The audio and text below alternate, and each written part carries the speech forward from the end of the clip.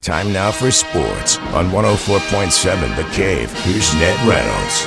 Mike the intern, Ned Reynolds, back in the studio on a Monday morning. So, we are getting very close to when the Chiefs start their training camp. Very close. 1 week from tomorrow is when the rookies and the free agents will be arriving at Missouri Western State in St. Joe, and then the veterans report on, between July 20th and 21st, somewhere around there. And this is the start. They'll have a slew of people in there, probably over 100, and it'll be up to Chiefs to cut them down to a team of 53. So there will be some interesting slices to go along the way, but over and above all that, it's what it's all about, getting ready to be a three-peat for Kansas City, or at least that's what they hope anyway, and many of the pundits think they will three-peat, but we'll see. That's going to be awfully tough to do, in all honesty. It is a very tough thing to do. In fact, it's never been done before, but I'm also very excited. Some of these preseason matchups, too. Obviously, they're in Jacksonville for that first one, but the Lions home game on the 17th of August should be pretty cool. 3 afternoon, Saturday, bring the kids. Oh, yeah. Get them acclimated. That's what it's Hopefully about. It's not super hot, because hot days at Arrowhead are no bueno. All right.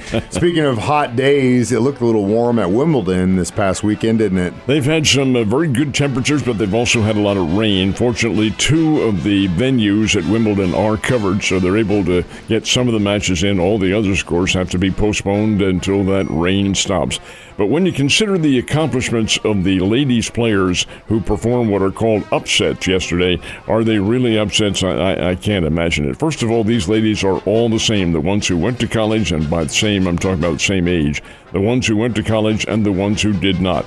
Emma Navarro, All-America at Virginia and the NCAA Women's National Champ in 2022, knocked out Coco Gauff. Is it a big surprise? Not really. Navarro is a very fine player.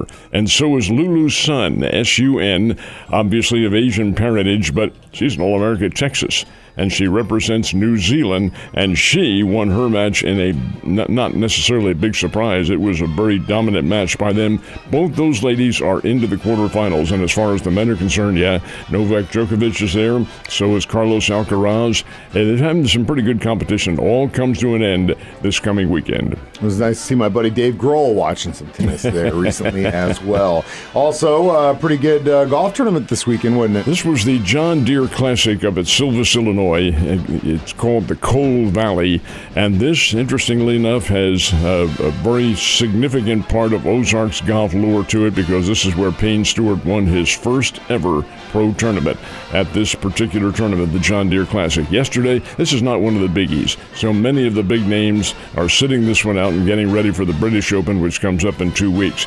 Davis Thompson got the win. He's been a pro for a couple of years, and get this, Mike, he finished 28 under par. 28 under. That's what you see the pros who play at Highland Springs shooting.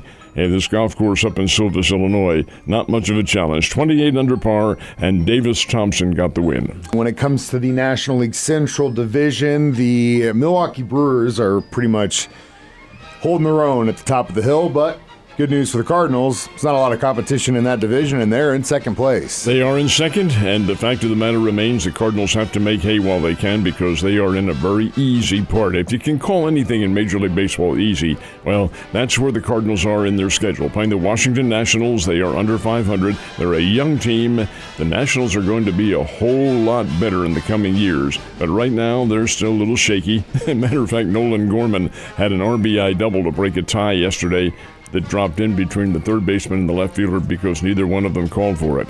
Now, see, that's what happens when you have a young team that really hasn't played together. Anyway, Cardinals got the win over the Nationals 8-3, and they play again this afternoon in a 3 o'clock start in Washington. That's the way the schedule calls for it. But the fact of the matter remains the Cardinals have to get well while they can. Have the Royals Tuesday and Wednesday up in St. Louis. Then they have the Cubs coming into St. Louis. So it is really, when you consider everything, a relatively easy part of the schedule, and the Cardinals need to make the ground while they can. Especially right now. And you can't really say that for the Royals have an opportunity against a team I thought they could handle, but over the weekend, Rockies giving it to them. Rockies were pretty tough until yesterday, and then the Royals took it out on them 10-1, and Kansas City got some big-time hits. It's going to happen. That is part of Major League Baseball. It's part of any Major League sport when you have a lengthy regular season, and Major League Baseball is 162 games. You'll have your peaks and valleys. The good teams have very high peaks and very short valleys, while the mediocre teams or the middle-of-the-road teams, and the situation is converse for them as well. But in the Royals' case, they went through a small valley out in Colorado, but now they are back on top 10-1, and now they visit the Cardinals tomorrow night. Royals have a pretty good team, folks. I have 3 All-Stars on there.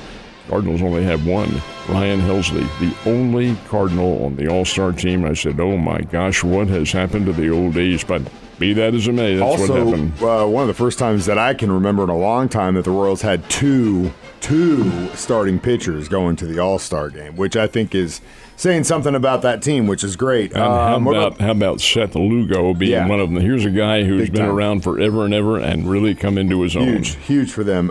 Springfield Cardinals, how we doing right there? The Springfield Cardinals played Saturday night and won on a 3-run homer in the 8th inning by the 9th guy in the lineup who never hits home runs, Ramon